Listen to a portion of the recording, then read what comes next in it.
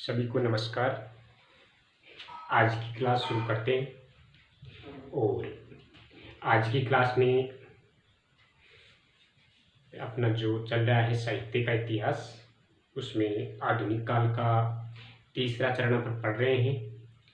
तीसरा चरण छायावाद, जिसकी सामान्य जानकारियाँ कुछ अपने पिछली क्लास में पढ़ी थी। आज आगे शुरू करते हैं। तो हेडिंग डालिए, छायावाद।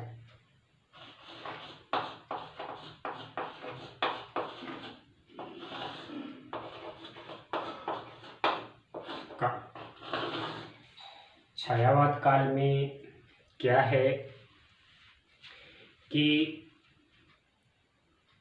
यहाँ पर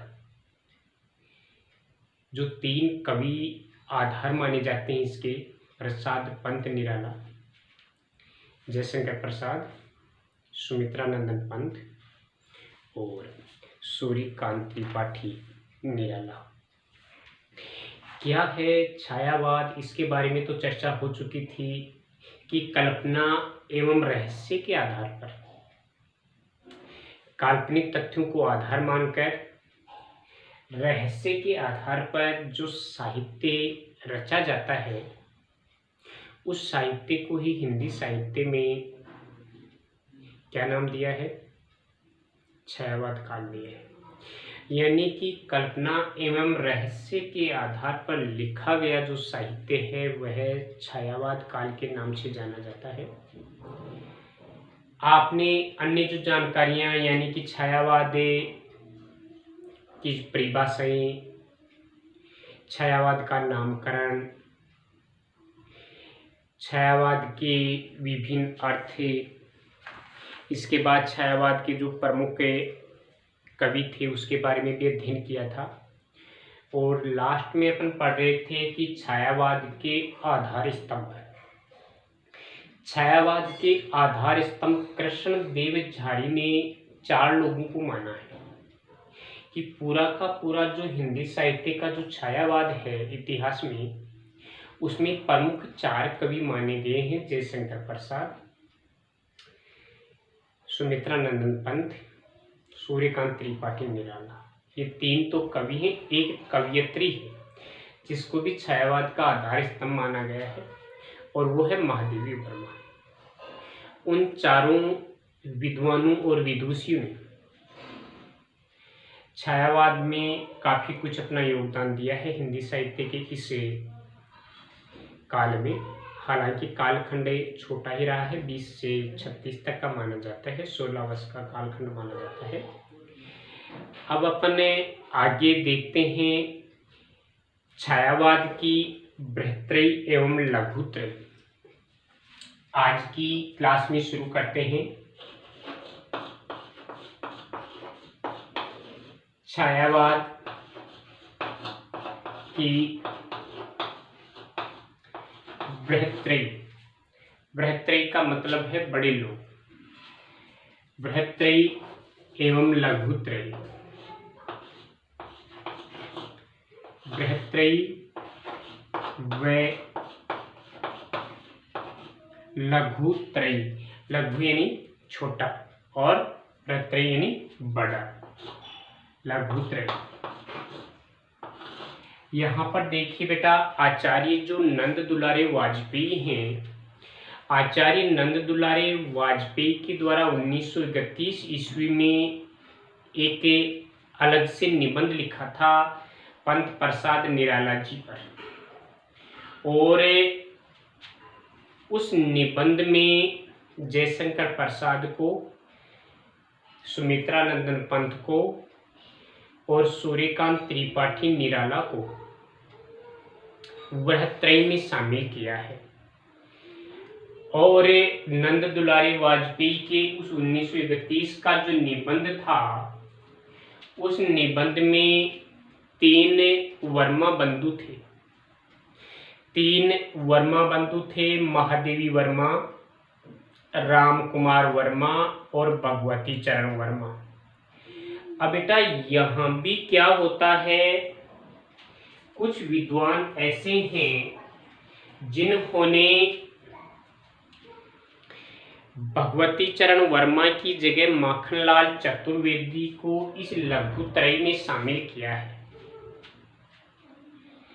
माखनलाल चतुर्वेदी को लघुत्रयी में शामिल किया गया है, किसकी जगह? भगवती चरण वर्मा। लेकिन जब नंद दुलारे वाजपेयी ने यही लिख दिया कि वर्मा बंधु,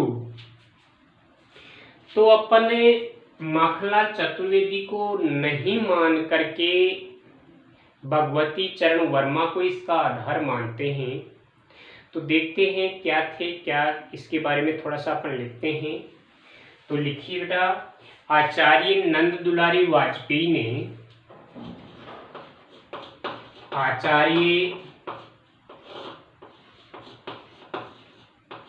नंद दुलारी वाजपेयी ने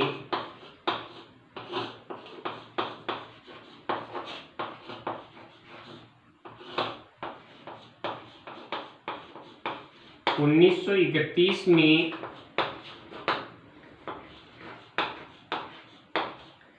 अपने एक निबंध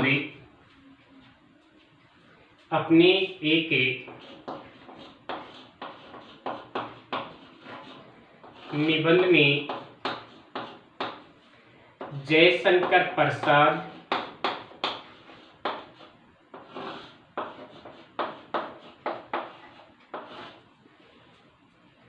सुमित्रा नंदन पंत, बहुत बड़े विद्वान हैं, तीनों ही ये कह सकते हैं हिंदी साहित्य की रीढ़ ही है। सुमित्रा नंदन पंत और सूर्यकांत त्रिपाठी निराला।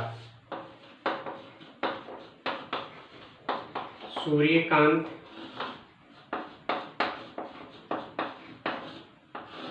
त्रिपाठी निराला को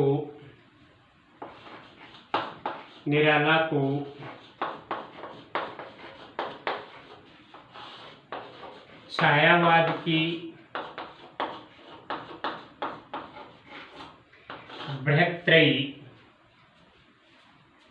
में शामिल किया है।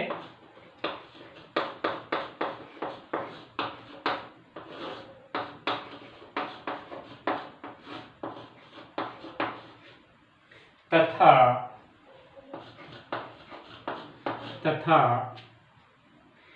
वर्मा बंधुओं को तीन वर्मा बंधुओं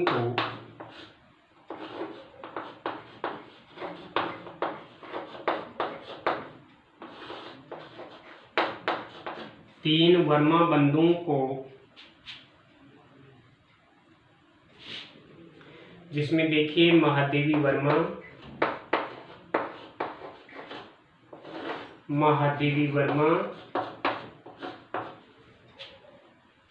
डॉक्टर राम कुमार वर्मा,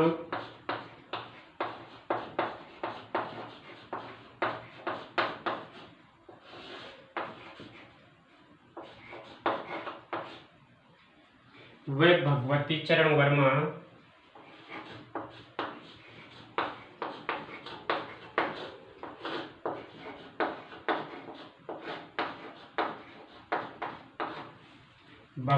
चरण वर्मा को छायावाद की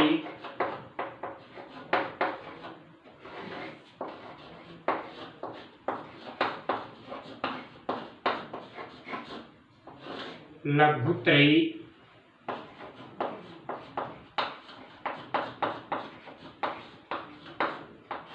शामिल किया है। लेकिन कुछ विद्वान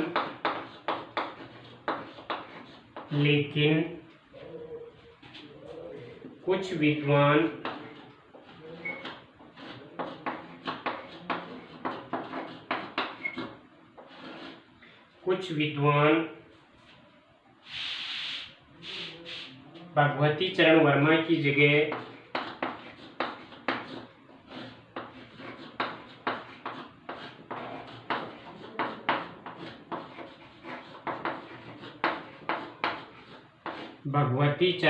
की जगह माखनलाल चतुर्वेदी को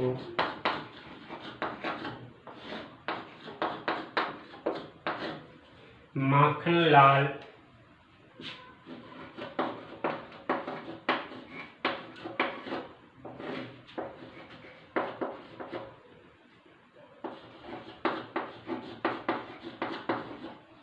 छायावाद की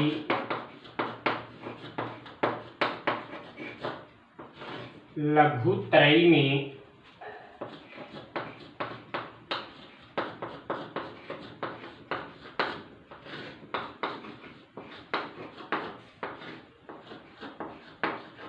शामिल किया है।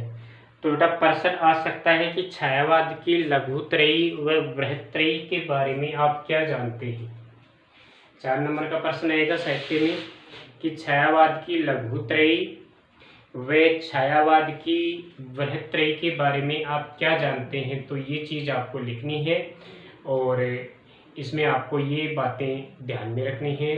तो आप इसे पढ़िए, आप इसे होमवर्क में तैयार कीजिए। अब मैं कुछ आपको छायावाद की विशेषताएं लिखवा देता हूँ। प्रश्न आता है छायावाद की विशेषताएं, तो आप लिखिए छायावाद की विशेषताएं या विशेष तथ्य, हेडिंग डालिए। जो भी आपने छायावाद में पढ़ा या आगे जो पढ़ेंगे कवि लोगों के बारे में, तो उसका एक प्रश्न आप तैयार कर लीजिए, लिख लीजिए क्या है छायावाद की विशेषता या छायावाद के विशेष तथ्य।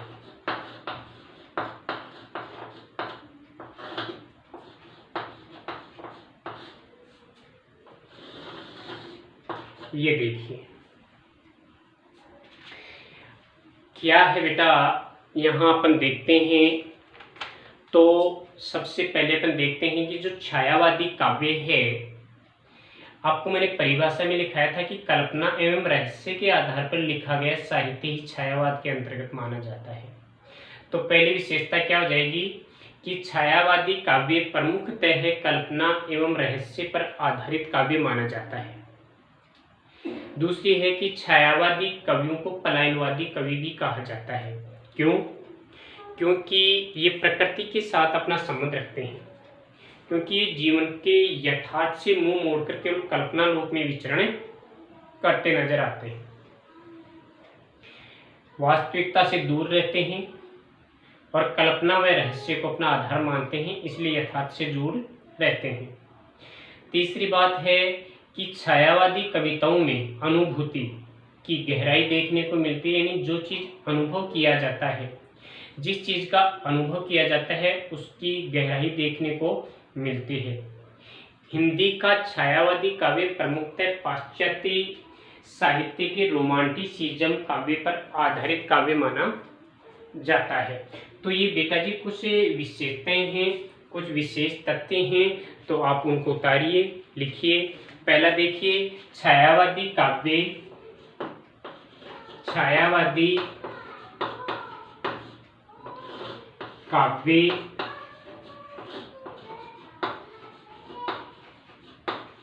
प्रमुखतः है कल्पना एवं रहस्य के आधार पर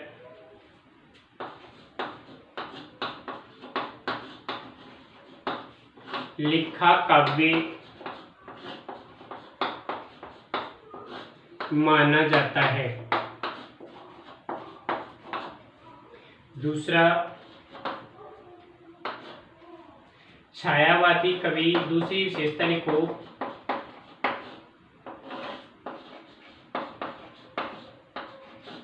छायावादी कवि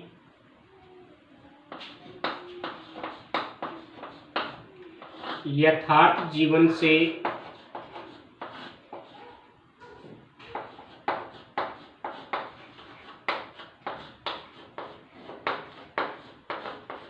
दूर रहते हैं, क्योंकि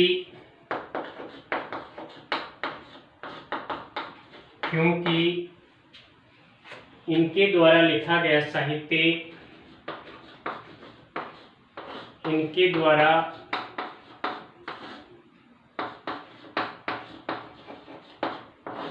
लिखा गया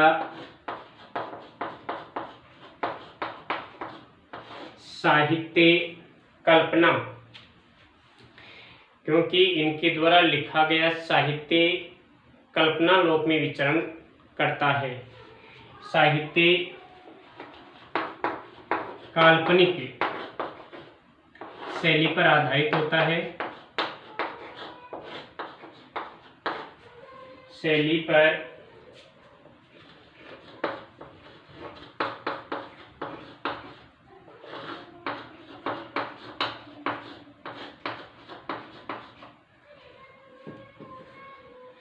काल्पनिक शैली पर आधारित होता है, अतः ये कल्पना लोक में विचरण करते नजर आते हैं। अतः ये कल्पना लोक में विचरण करते नजर आते हैं। अतः ये कल्पना लोक में विचरण करते नजर आते हैं। तीसरी इसकी जो विशेषता है, तीसरा इसका जो विशेष तथ्य है वो यह है कि छायावादी कविताओं में अनुभूति की गहराई देखने को, यानी अनुभव किया हुआ जो साहित्य होता है वो चीजें ज्यादा दिखाई पड़ती हैं। छायावादी काव्य में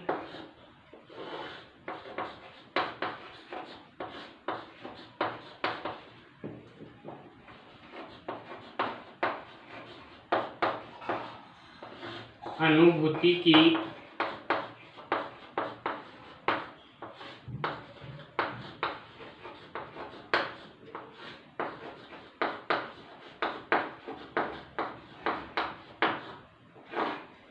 गहराई देखने को मिलती है। यानी अनुभूति का मतलब होता है अनुभव किया हुआ।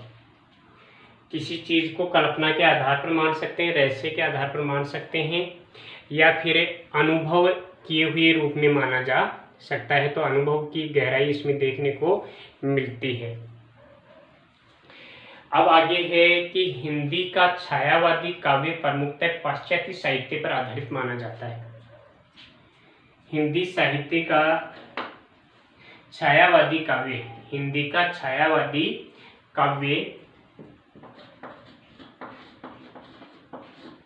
हिंदी का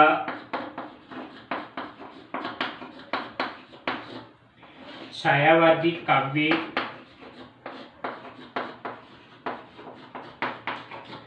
पाश्चात्य साहित्य के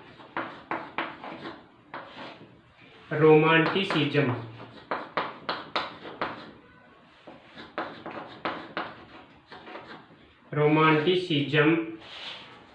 काव्य पर आधारित होता है।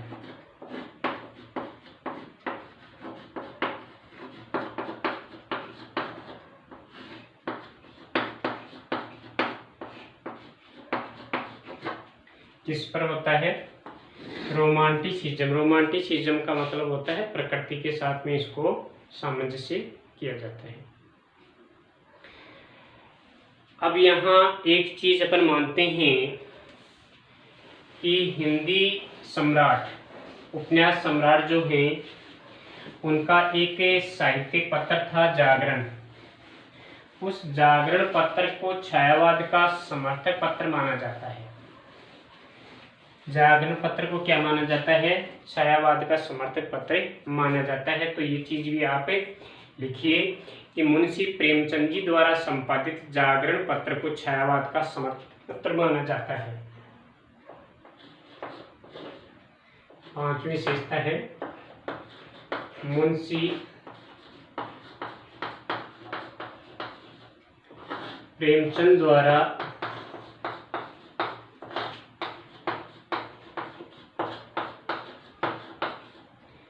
संपादित जागरण पत्र छायावाद का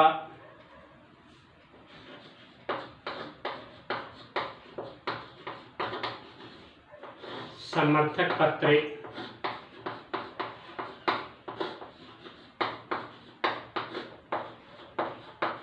माना जाता है, छायावाद का समर्थक पत्र माना जाता है, यानी कि उसमें छायावाद की काफ़ी कुछ प्रशंसाएं हुई हैं। इसलिए जागरण पत्र को काफ़ी कुछ, छायावाद को जागरण साहित्यिक पत्रिका के द्वारा काफ़ी कुछ सहारा मिला है, छायावाद की प्रशंसा उसमें की गई है। अब देखिए क्या है, अभी तक ब्रज और खड़ी बोली का, अवधी भाषाओं का साहित्य में मिला जुला असर था, लेकिन जब छायावाद आता है तो छायावाद में आकर के पूर्णतः काव्य में खड़ी बोली का ही प्रयोग किया जाने लगा है, जिसके कारण छायावाद को खड़ी बोली का स्वर्णकाल कहा जाता है। तो लिखिए, इसमें छायावादी कविताओं में खड़ी बोली का सर्वश्रेष्ठ प्रयोग दिखाई पड़ता है। अगला लिखिए, छायावादी काव्य में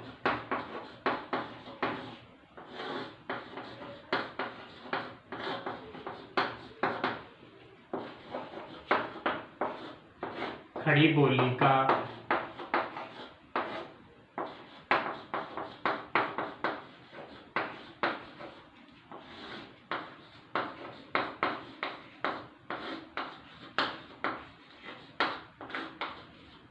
सर्वाधिक प्रयोग हुआ है, जिसके कारण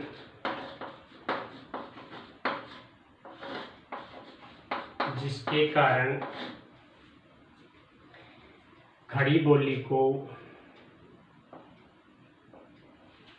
जिसके कारण छायावाद को खड़ी बोली का स्वर्णकाल कहा जाता है, जिसके कारण छायावाद को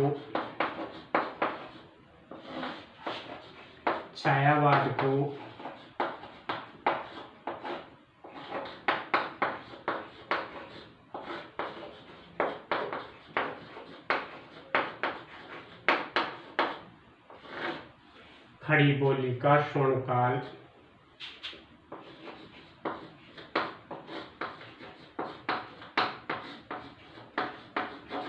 यानी सुनहरा काल माना जाता है। खड़ी बोली का काफ़ी कुछ प्रयोग हुआ है, खड़ी बोली की काफ़ी कुछ विशेषताएं यहाँ दिखाई पड़ती हैं, खड़ी बोली को काफ़ी कुछ साहित्य में स्थान मिला है। अब यहाँ रामचंद्र शुक्ल जी भी एक टिप्पणी लिखते हैं कि आचार्य रामचंद्र शुक्ल ने छायावाद को अभिव्यंजनावाद का विलायती पत्र कहा है। आचार्य शुक्ल जी ने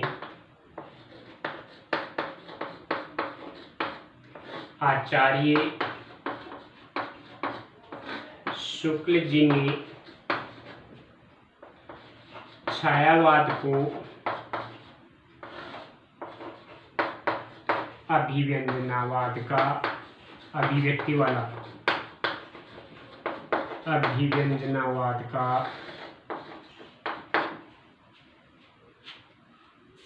अभिव्यंजनावाद का विलायती संस्करण कहकर पुकारा है।